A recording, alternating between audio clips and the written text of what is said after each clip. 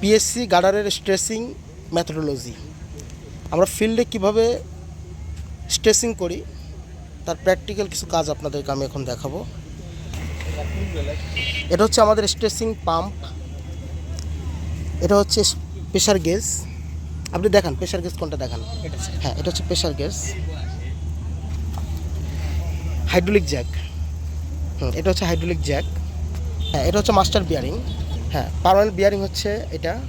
হ্যাঁ, লাইভ ওয়েজটা আপনি একটু দেখান, লাইভ ওয়েজ। হ্যাঁ, এটা হচ্ছে লাইভ ওয়েজ, যেটা লাইভ। হ্যাঁ, এটা হচ্ছে লক অফ প্লেট, এটা হচ্ছে কলার।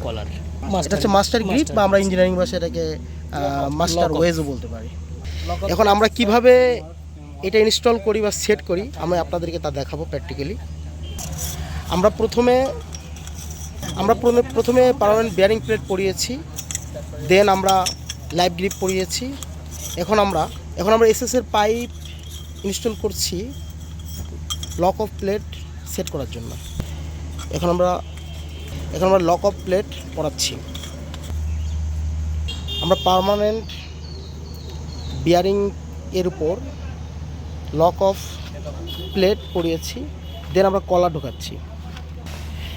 এখন আমরা কীভাবে জ্যাকটি ইনস্টল করি তা আপনারা দেখবেন। এই কাজটা অবশ্যই আপনার স্কিল ওয়ার্কার দিয়ে করাবেন এবং একজন এক্সপেরিয়েন্স ইঞ্জিনিয়ার অবশ্যই সাথে থাকতে হবে।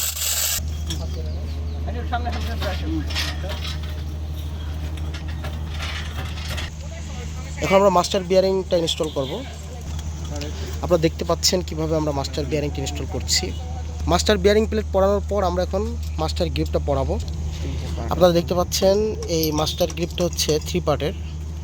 এই মাস্টার গ্রিপ পরানোর পূর্বে অবশ্যই এর যে টিটগুলো আছে, টিটগুলো ভালো করে পরিষ্কার করে তারপর ইনস্টল করতে হবে। করা হলো, এখন আমরা ইনস্টল করছি। মাস্টার গ্রিপ পরানোর পর আমরা কিভাবে এটাকে লক করছি আপনারা দেখবেন। লক করে এটাকে হ্যামারিং করে দিচ্ছি।